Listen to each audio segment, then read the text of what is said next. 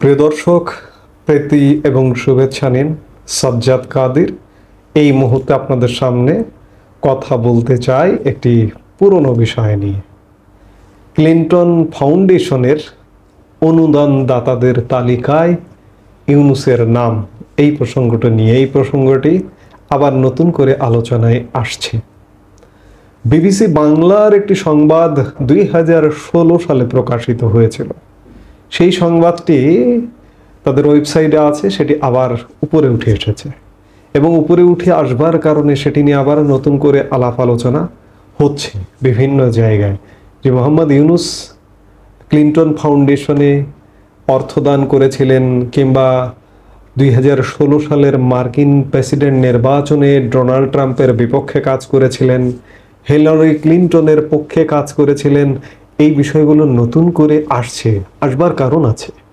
বলা হচ্ছে যে হিলারি ক্লিন্টন পররাষ্ট্রমন্ত্রী থাকাকালে তার সঙ্গে যারা ব্যক্তিগত কারণে দেখা করেছেন তাদের অর্ধেক ব্যক্তি নিজ বা প্রতিষ্ঠানের মাধ্যমে ক্লিন্টন ফাউন্ডেশনে অনুদান দিয়েছেন বলে মার্কিন বার্তা সংস্থা এপি জানতে পেরেছে। সেই সময়ের খবর এটি। ওয়াশিংটন থেকে অ্যাসোসিয়েটেড প্রেস এপি বলছে এই তালিকায় রয়েছে বাংলাদেশের নোবেলজয়ী মোহাম্মদ ইউনূসের নামও। এই তথ্যের ফলে সেই সময়ের পররাষ্ট্রমন্ত্রী তৎকালীন মার্কিন যুক্তরাষ্ট্রের হিলারি ক্লিন্টনের নৈতিকতার বিষয়টি প্রশ্নবিদ্ধ হবার একটা প্রশ্ন দেখা দিয়েছিল। এপির তথ্য অনুযায়ী পররাষ্ট্রমন্ত্রী থাকাকালে হিলারি ক্লিন্টনের সঙ্গে 3 বার দেখা করেছেন বাংলাদেশের মোহাম্মদ ইউনূস এবং টেলিফোনে কয়েকবার কথা বলেছেন। এপি বলছে ওই সময় বাংলাদেশের গ্রামীণ ব্যাংকের দায়িত্বে থাকা মোহাম্মদ ইউনূসকে পদত্যাগে দেশটির সরকার চাপ দিচ্ছিল। সে কারণে হিলারি ক্লিন্টনের সঙ্গে দেখা করে সাহায্য চেয়েছিলেন মোহাম্মদ ইউনূস। তাকে সাহায্য করার কোনো পন্থা খুঁজে বের করতে সহকারীদের নির্দেশ দিয়েছিলেন হিলারি ক্লিন্টন। এপি আরও বলছে এ সময় গ্রামীণ আমেরিকা, যে সংস্থাটির চেয়ারম্যানের দায়িত্বে ছিলেন মিস্টার ইউনূস, ক্লিন্টন ফাউন্ডেশনে 1 লাখ থেকে $2.5 লাখ অনুদান দিয়েছে।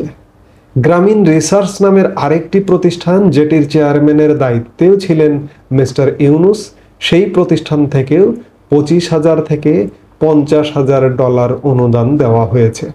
তবে ব্যাংকের মুখপাত্র বেকি অ্যাশ বলেছেন, মার্কিন যুক্তরাষ্ট্র ব্যাংকের মুখপাত্র, এই ফাউন্ডেশনের ক্লিন্টন গ্লোবাল ইনিশিয়েটিভ সম্মেলনে অংশগ্রহণের ফি হিসেবে এই ডলার দেওয়া হয়েছে। গ্রামীণ আমেরিকার মুখপাত্র বলেছেন বেকি অ্যাশ।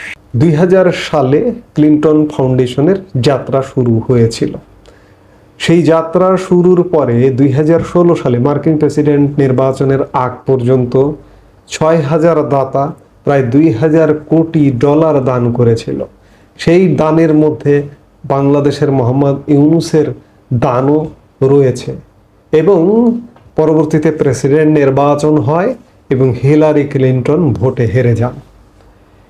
এই যে আবার নতুন করে প্রকাশ্যে আসছে মোহাম্মদ ইউনূসের দান অনুদান ক্লিন্টন ফাউন্ডেশনে, এবং মোহাম্মদ ইউনূস হিলারি ক্লিন্টনের সাথে ক্লোজ ছিলেন এবং তার নির্বাচনের পক্ষে প্রচারণা চালিয়েছেন, কাজ করেছেন, ফান্ড দিয়েছেন।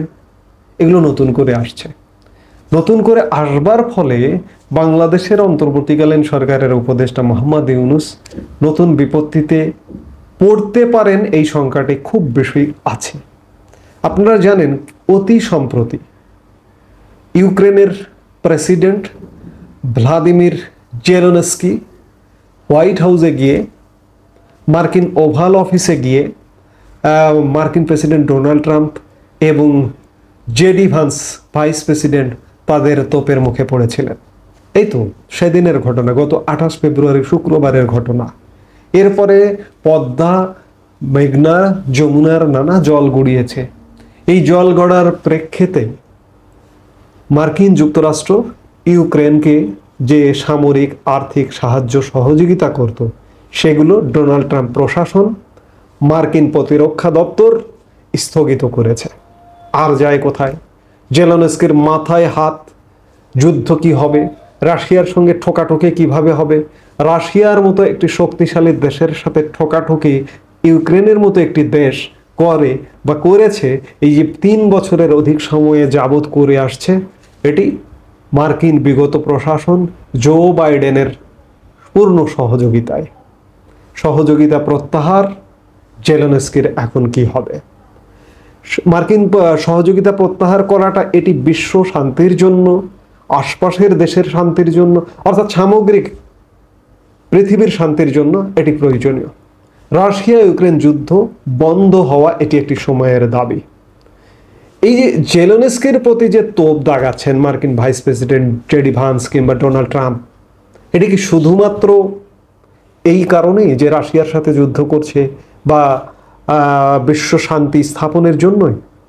জেলেনস্কির ব্যাপারে একটা বড় ধরনের অভিযোগ আছে যে জেলেনস্কি মার্কিন প্রেসিডেন্ট কদিন আগে, গত নভেম্বরে যে মার্কিন প্রেসিডেন্ট নির্বাচন হলো, সেই নির্বাচনের আগে গত সেপ্টেম্বর মাসের দিকে জেলেনস্কি মার্কিন যুক্তরাষ্ট্র সফর করেছিলেন এবং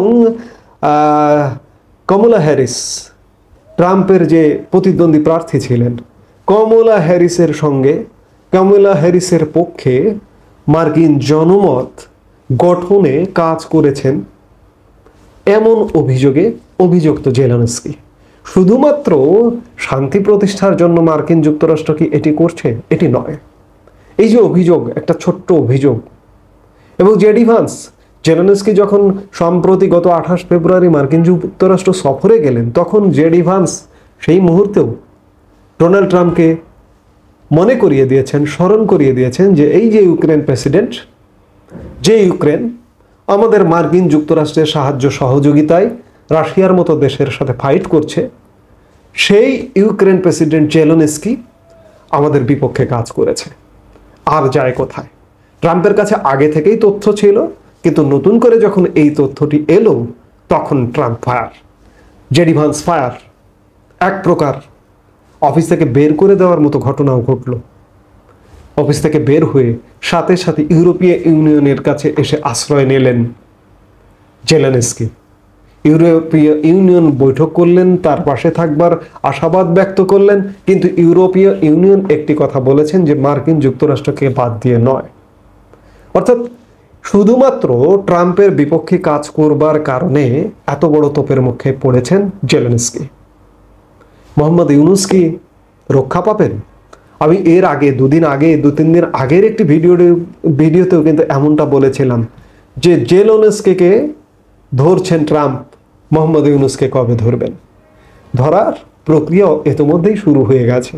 ধরবেন যে বা ধরছেন যে, তোপের মুখে পড়বেন যে, কিংবা মোহাম্মদ ইউনুস তার পদেই থাকতে পারবেন কিনা, এমন নানা রকম সন্দেহ, সংশয়, ডালপালা মেলে কানাঘুষা চলছে।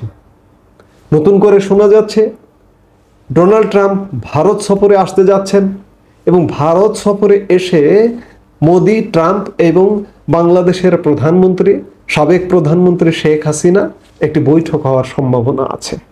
সেই বৈঠক পরবর্তী সময়ে কি ঘটনা ঘটতে পারে?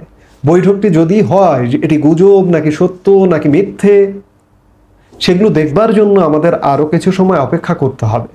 তো কাজেই নতুন করে যে অনুদান তালিকায় ক্লিন্টন ফাউন্ডেশন হিলারি ক্লিন্টনের পক্ষে নির্বাচন করবার যে অভিযোগ নতুন করে চাঙ্গা হচ্ছে, এতে করে মোহাম্মদ ইউনুস যে বড় ধরনের একটা বিশ্বের সবচেয়ে বড় মোড়লের দ্বারা বিপদে পড়তে যাচ্ছেন, তাতে কোনো সন্দেহ নেই। এই মুহূর্তে এ পর্যন্তই। সবাই ভালো থাকুন, সুস্থ থাকুন। আমাদের ভিডিওগুলো নিয়মিত পেতে সাবস্ক্রাইব করুন Sajjad Kadir and the legends YouTube channel এবং লাইক, কমেন্ট, শেয়ার করে সাথে থাকুন।